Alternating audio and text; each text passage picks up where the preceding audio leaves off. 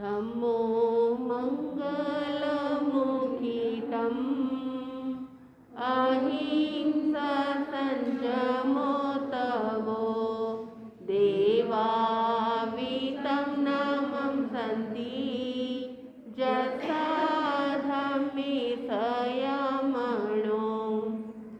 चरम तीर्थंकर श्रमण भगवान महावीर स्वामी के चरणों में कोटिशः वंदन।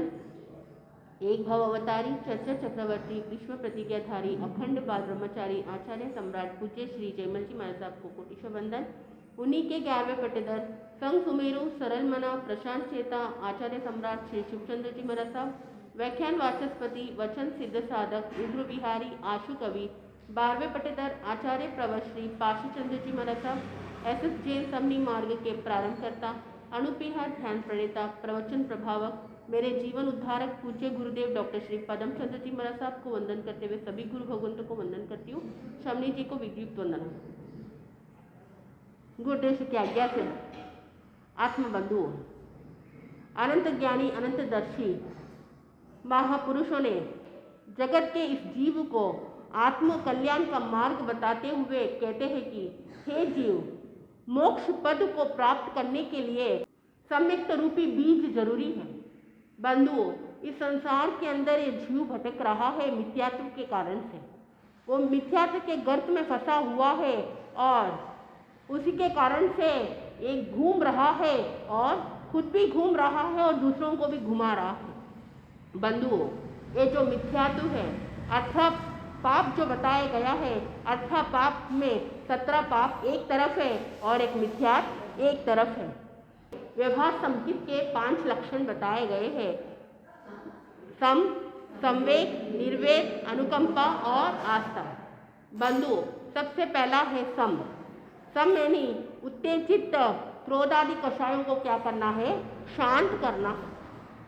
जब भूमि समतल रहती है तब उस समय वृक्ष भी अच्छी तरह से खड़ा हो सकता है और अगर भूमि समतल नहीं रहती है तो वह वृक्ष भी खड़ा नहीं हो सकता है, क्योंकि उसकी मूली क्या है? ऊपर नीचे है। ठीक उसी प्रकार साधक के जीवन के अंदर सम की भावना आ जाती है तो वहाँ पे चाहे शत्रु हो, चाहे मित्र हो, चाहे अनुकूल परिस्थिति हो, चाहे प्रतिकूल परिस्थिति हो, वहाँ हर समय वहाँ पे क्या रहेगा? सम की भावना में रहेगा। बंधुओं, आप सामायिक करते हो। सामायिक किसके लिए की जाती है? कषायों को त्याग करने के लिए की जाती है। समता को धारण करने के लिए सामायिक की जाती है।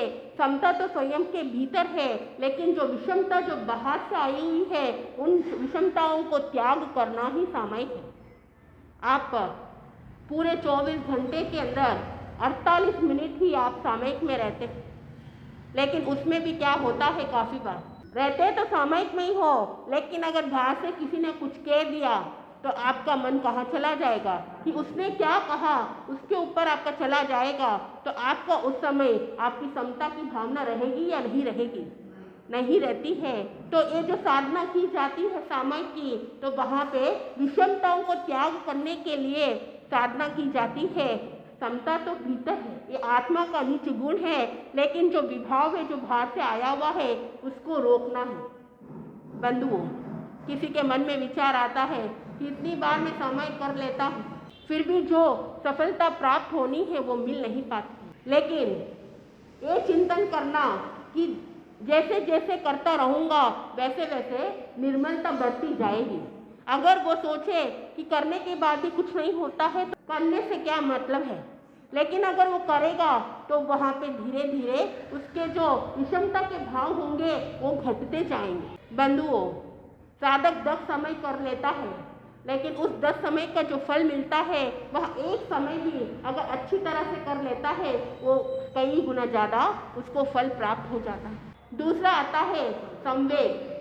संवेग यानी मोक्ष की अभिलाषा करना। बंधुओं, ये जो वेग है, धारा है, ये प्रवाह है, यहाँ पे उपसर्ग लगा हुआ है सम, इसलिए संवेग हो गया है। जो चिंतन जो गति करना है इस जीव को वहाँ पे सम्यक प्रकार से करना है, सम्यक दिशा में करना है। जो साधक संवेग दिशा में अगर वहाँ पे पुरुषार्थ करेगा तो उसकी जो अभिलाषा होगी वो संसार के प्रति नहीं होगी, उसकी जो अभिलाषा होगी वो मोक्ष की अभिलाषा होगी। बंधुओं, अगर ये वेग मिथ्यात्व में रहेगा तो वहाँ पे संसार के इस पदार्थ के अंदर मन लगा हुआ रहेगा, और वही अगर वेग सम्यक दिशा की ओर जाएगा तो उसका लक्ष्य मोक्ष को प्राप्त करने के लिए बनेगा। ये जो वेग है, ये जो गति है, यह गति निरंतर चलती रहती है, वह रुकती नहीं है। आप शरीर भी देख लीजिए, अगर शरीर एक स्थान से दूसरे स्थान से आप चलते हो पैरों से, आप सोना चाहते हो तो सो सकते हो, जागना चाहते हो तो जाग सकते हो, ये सारी क्रिया कौन करता है? ये शरीर करता है। तो ये शरीर भी क्या कर रही है? गति कर रही है। अगर इस गति को रोक दोगे तो इस शरीर में जंग लग जाएगा, फिर आप चलने की कोशिश करोगे तो वहाँ पे पैर अकड़ जाएंगे, चल नहीं पाएंगे, तो ये शरीर भी निरंतर गतिमान है। बंधुओं, मन से भी आपकी गति चल रही है, मन से भी आपका वेग चल रहा है, चिंतन की धारा चलती रहती है। कभी एक थॉट आता है तो वापस कुछ क्षण के अंदर दूसरा थॉट आ जाता है। तो ये क्या कर रहा है? ये मन भी गति कर रहा है। बंधुओं, पूरे दिन के अंदर एक इंसान के अंदर 60,000 थॉट्स विचार आते रहते हैं। तो अपना ये विचारों का प्रवाह है इतनी तेज गति से चलता है। तो इस संसार के अंदर जो भी चल रहा है वहाँ पे गति होती ही रहती है। तो वहाँ जीव भी गति करता है, एक गति से दूसरे गति में जाता है, नरक गति से तिर्यंच, ऐसे 4 गतियों में परिभ्रमण करता रहता है। लेकिन जब उसकी धारा अगर सम्यक हो जाती है, उसका चिंतन अगर सम्यक हो जाता है, तो वहाँ पे संसार के प्रति आसक्ति नहीं होते हुए वो क्या करेगा? मोक्ष के लिए वहाँ पे भावना भाएगा, मोक्ष की अभिलाषा करेगा। तीसरा आता है निर्वेद। निर्वेद यानी संसार के प्रति उदासीन होना, यानी एक जगह बैठ जाना। क्या वही उदासीनता है? बंधुओं, नाम कर्म के प्रकृति के कारण से स्त्री, पुरुष और नपुंसक का चिन्ह प्राप्त होता है, और मोक्ष कर्म के प्रकृति के उदय के कारण से इस चिन्ह में, वेद में विकारों की उत्पत्ति होती है। बंधुओं, काम भोग की अभिलाषा है, उसको वह जीव घटाता रहता है, उसके प्रति आसक्त नहीं रहता है। तो वहाँ पे संसार के प्रति वह उदासीनता भावना लेके आता है, और यही चिंतन करता है कि इस संसार के अंदर कुछ भी नहीं पड़ा है। चौथा आता है अनुकंपा, यानी हर एक जीवों के प्रति दया की भावना लेके आना है। चाहे छोटे से छोटे जीव भी क्यों ना हो, उनके प्रति दया की भावना आएगी, उनके प्रति करुणा की भावना आएगी। आप चल रहे हो, भगवान महावीर स्वामी ने कहा जब चलते हो उस समय भी क्या करना है? यतना से चलना है, देख कर चलना है। अगर आप देख के चलोगे, यतना से चलोगे, तो वहाँ जीवों की रक्षा हो जाएगी। अगर आप चल तो रहे हो लेकिन ध्यान कहीं और रहता है, तो वहाँ जीवों की रक्षा नहीं हो सकती है। जो सम्यक्त्व का जो लक्षण बताया है, वहाँ पे अनुकंपा, वहाँ दया है। बंधुओं, अगर आप स्वयं के ऊपर दया करोगे तो आप दूसरों के ऊपर भी दया कर सकते हैं। जब आप अपनी आत्मा के ऊपर दया करोगे तो आप दूसरों की आत्मा के ऊपर भी दया कर सकते हो। तो ये जो दया है वहाँ पे सम्यक्त्व का एक लक्षण है।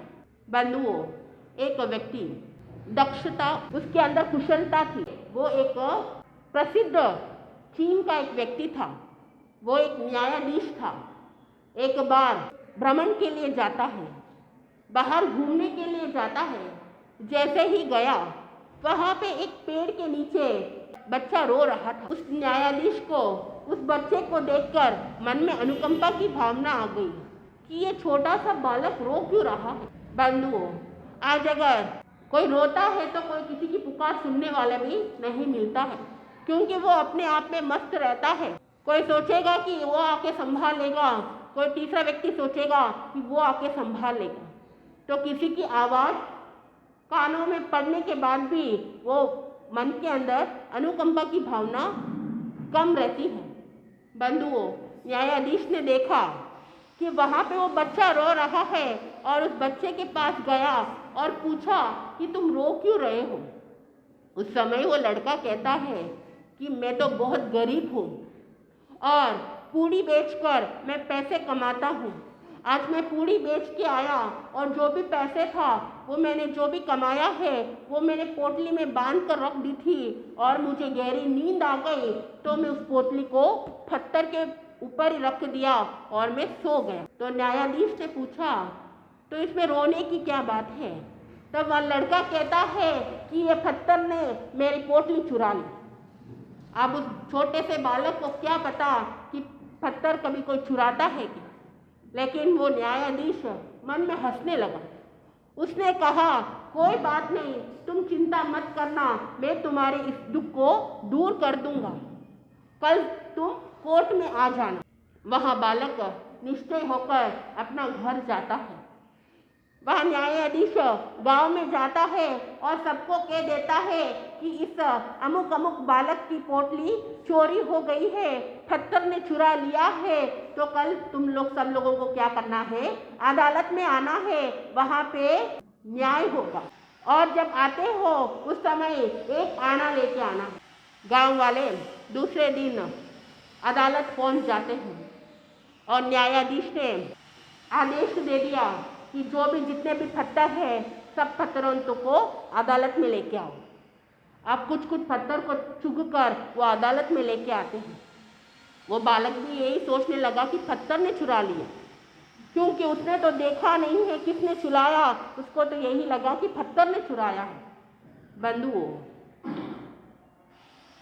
सब लोग भी वहाँ पे आ जाते हैं और उस बालक को पूछा कि क्या इस पत्थर ने चुराया है, क्या इस पत्थर ने चुराया है? उस समय वो बालक कहता है हाँ हाँ इसी पत्थर ने चुराया है। तब वहाँ पे न्यायाधीश दंड के रूप में कह दिया कि इस पत्थर को 100 कोड़े मारने हैं। वहाँ के लोग हंसने लग गए, क्या पत्थर कभी चुरा सकता है?